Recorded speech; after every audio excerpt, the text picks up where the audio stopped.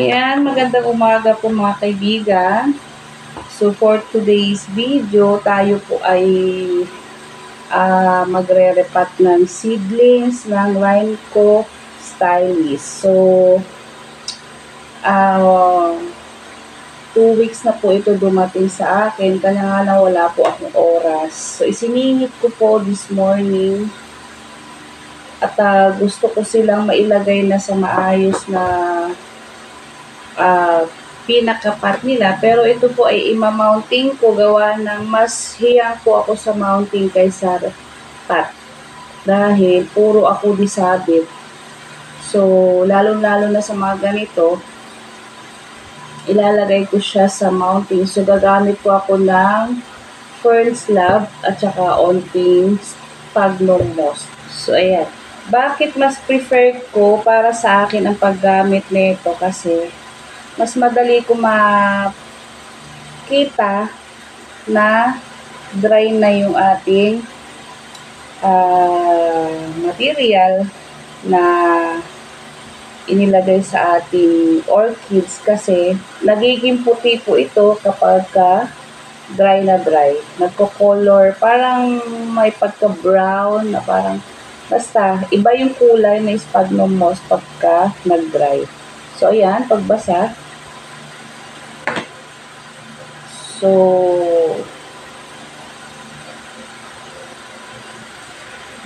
ayan. So patalikod siya sa ating slab. Ayan. Tama yung tig-isa sila. Back to back. Pero alam ko mahihirapan ako. So, maglalagay tayo ng sphagnum. So ngayon, onti lang ilalagay natin para lang mag-hold ng moist sa ating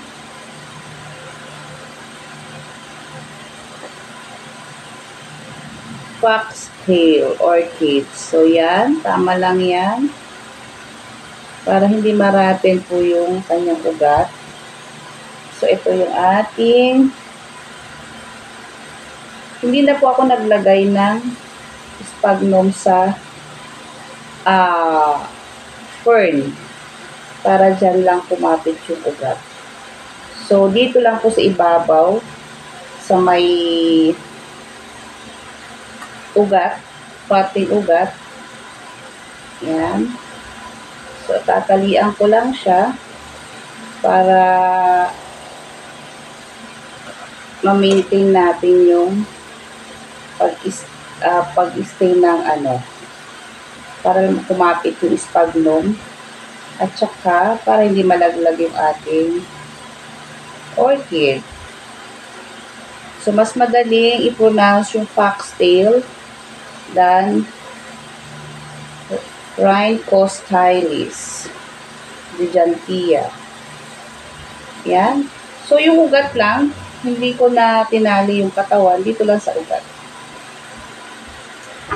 Then, kakat natin yung ating DMC.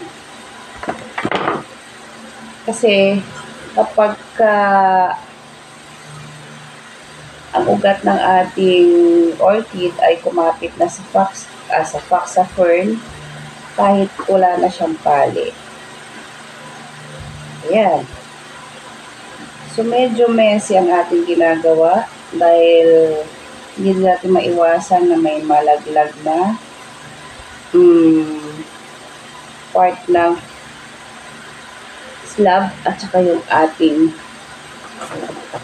mga sphagnum moss. So, ilalak ko lang siya.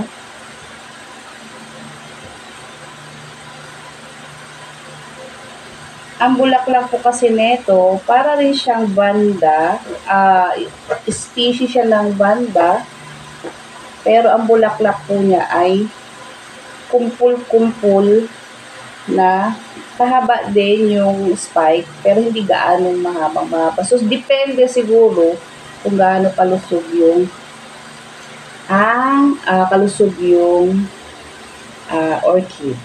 So, minsan nakikita ko sa mga napapanood ko sa video, para maiikli lang. So, it depends Pero okay na po sa akin yun. Importante, mapabulaklak natin, mapalaki natin siya. Yan. So, ganyan ang itsura. Onting sphagnum moss lang.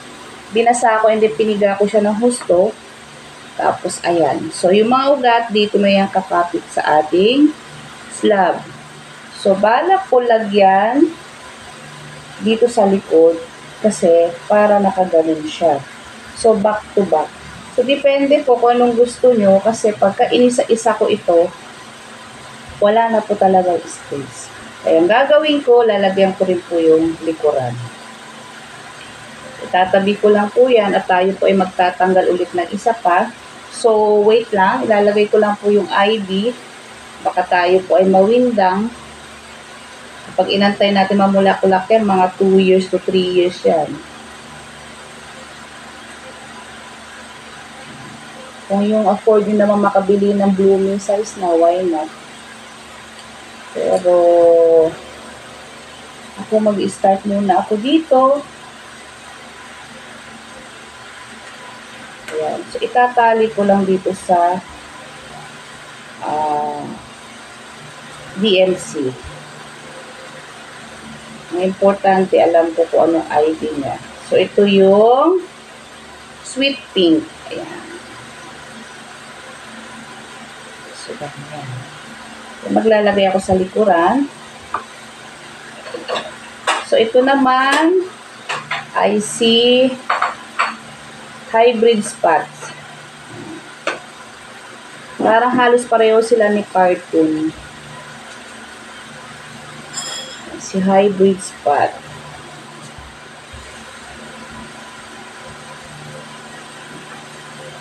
Ayan. So, dahan-dahan lang po ang pagtanggal kasi nakakapit na yung ibang parang kumapit na yung ugat sa ibang coconut fiber.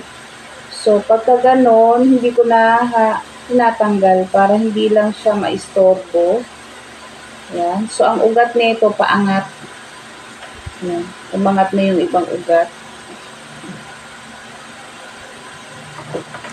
Ayan. Ito lang naman ang dead roots. Dead root kasi iisa lang naman. Okay. So, ayan. Hindi ko na tinanggal yung ibang fiber kasi kumapit na po yung ugat. Lalagay natin dito sa likuran. Pagka tinali ko siya at gagawa ako ng hanger niya, nakaganon. So, back to back.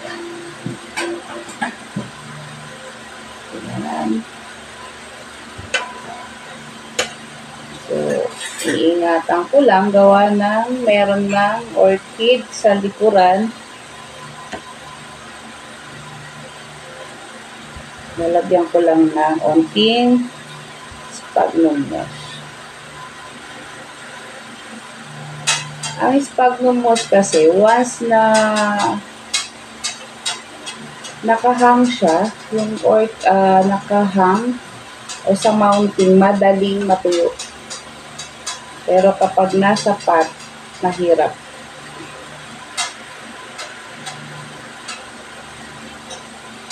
Kaya yung mga phalaenopsis na nasa labas, ayan, at after 2 days ko lang sila dinidiligan. Basta pagka nakita kong pumuti na yung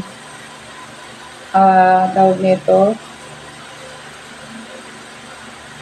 kulay ng sphagnum, yun, dinidiligan ko na siya.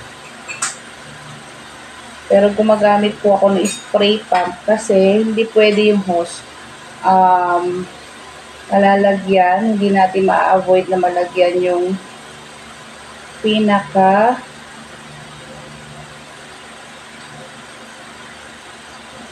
crown ng ating orchids.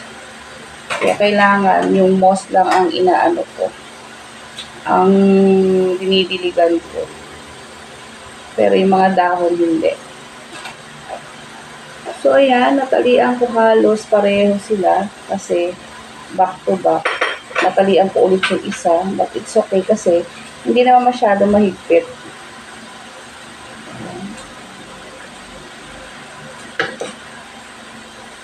So, masarap gamitin ng fern slab kasi, ayan o, madaling kumapit yung tali.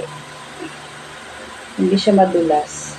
Unlike sa kahoy o a piece of slab, unless lang kung may mga korte-korte yung slab na gagamitin. Pero ang ginamit ko kasi sa Phalaenopsis po yung slab na medyo makinis. Pero wala po yung artificial chemical.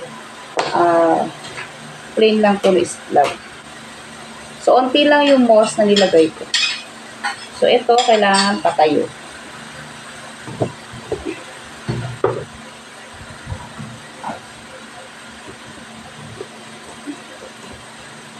Ganyan. So, done na po tayo mga kaibigan sa pagmamount ng ating mga orchids. So, back to back po tayo para less space. So, ito po si Big Spots. And then, yung nasa likuran po niya ay si Cartoon. And then, ito po, dahil dalawa siya, so parang may free na po akong isa. Ito po si Red. So, kulay red po magiging bulaklak. Ayan. And then, yung pong nasa basket, so, wait lang, bababa lang natin yung isa. Ang nasa basket po, pinatayo ko lang sa basket, I see hybrid spots. Ayan po, Rhynchostylis, Gigantea. Ayan, so, 5 po yung ating binili. So, puro seedlings lang para mas mura. So, 2 to 3 years pa po yan bago po mag-flower. So, sa pag-aalaga nga po ng orchids ay tiyaga lang po. So, ayan, kahit wala silang bulaklak, para sa akin, magaganda po sila. Diba? So, ito po yung pinili ko, mounting, because lack of space. At binak to back ko sila. Pero itong isa, dahil 5 lang, syempre, solo siya dito, pero 2 po yung cake piece. Yan, same na, red po yan. So, ayan po mga kaibigan. Depende po kasi sa environment and tsaka yung space. Yun po ang problema ko sa bahay. So, lack of space. Kaya, puro hanging po yung ating ginagawa. Ayan. So, thank you for watching mga kaibigan. Maraming salamat. Sana mabuhay po silang lahat. So, yan, pagka namuti na, parang nag-lightly brown po yung kulay ng ating moss kasi basa po yan. Kaya, kulay green, mixed green and brown. So, kapag ka medyo nag-light brown na yung kulay, para siya namumuti. Yun po ay tuyo na. So, spray lang po ang ginagawa ko pagka moss ang ginagamit kong media. Kasi, lalong pag nasa pot, mahirap siyang mag-evaporate. So, matagal yung moist sa loob ng pot. Unless ng hang, syempre lagi nakahang siya. So, mas madali pong matuyo yung ating media. Kaya po moss and fern at mounting po ang aking pinili dahil sa ating environment at space. Ayan mga kaibigan, thank you for watching. God bless us all. Keep safe everyone. Bye-bye!